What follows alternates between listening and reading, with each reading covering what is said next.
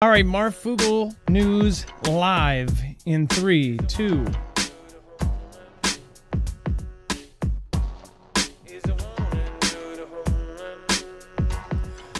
All right, what is going on, guys? It is Adam, aka Marf, and this is Marfoogle News. So, one, we have a huge warning for anybody. In fact, everybody should hear this warning. And then we have a very odd story that came out of LA. Of course, you guys probably have heard about this, but it still is just scratching my head, trying to wrap my head around it.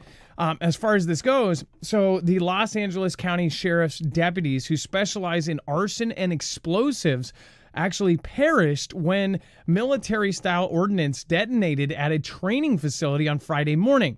Now, that could confuse you, considering they're saying it's at a training facility. The department had picked up 2 explosives overnight in the LA County community of Lakewood and then took them back to the department's training facility in East LA. Law enforcement sources told NBC one of those 2 military-style devices exploded, of course, taking the lives of the 3 deputies. It wasn't immediately clear why the explosives had to be moved to the East LA locale. The explosives could have been rendered safe at the scene or handled more securely in a bomb-proof container, sources said.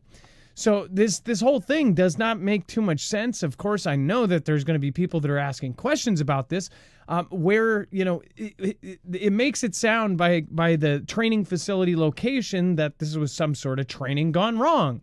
But they're literally saying that they picked this thing up. And I'm sure, hopefully, by the time you watch this, they'll have more information out and they'll tell us why and where the explosives came from, who put them there, you know, why were they transferring them? Why did they have to transfer them? You know, did this stuff... Here's the thing. There's always things like this where, you know, this could be a potential cover-up of some sort of dirty explosion, right?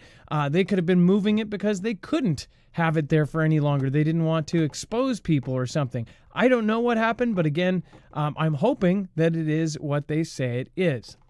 All right, and then before we move on to the warning, I do want to remind you guys, make sure to go check out EMP Shield. This is a very easy device to put into your cars, trucks, motorcycles, boats, generators, pretty much anything that runs that you want to keep running after an electromagnetic pulse attack from either an adversary or a coronal mass ejection from the sun. You can actually get one of these on there. It is called an EMP Shield. It's about 10 minutes to put on your car, truck, motorcycle, boat, and then you are protected. Not only will it ground the signal in less than 500 trillionths of a second before an EMP fries it, it will also do the same for a CME or a Carrington level event from the sun. Go to marfooglenews.com/EMP, code MARF to save $50 off per device and help independent media at the same time. All right, let's bring in my co-host/internet brother, Dex James. What is going on and how are you doing today?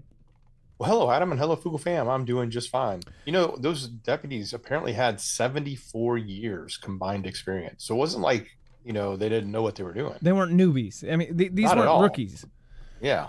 So it's tragic for them, obviously, and for the department. But yeah, like there's a lot of questions, like why were they moving it? Well, where did it come from? How did it get where it was? And who planted or, it? you know, yeah, or were they taking it from like their own office to this place and it was their military style explosives, not something they picked up like on the street? You know, that's what it sounds like. Was there a timer? Was there a timer and they couldn't, between their 75 years, could they not diffuse it? You know, and if so, why wouldn't they put it inside of something to do that, right? Why wouldn't, if there was a timer and they're saying, we have never seen something like this, we can't defuse it, we've got to take it back, the trainer, he'll know what to do. Like take it back to the training facility. You probably got the best of the best at the training facility training the other people. You would think maybe they're like, hey, you know, maybe Bill back at the training facility will be able to do this. He's been doing it for 55 years. Let's take it there. And then they take it there and the timer runs out or something, you know, like what the hell is the story here? Especially since this is LA. It's one of the 5 locations that has been much warned about and talked about. So it is very odd. And then the same day that we find out about all of that, Dex, do you want to talk about the warning that is going out to Army Special Operations and retired members of our military? Yeah, certainly. This is kind of a scary thought when you think about it. There is a notice that just went out, and it is, for the most part, directed at special operation forces who are retired and some could say senior. I think senior as in senior military personnel, higher ranking special ops folks, but retired ones, not active duty.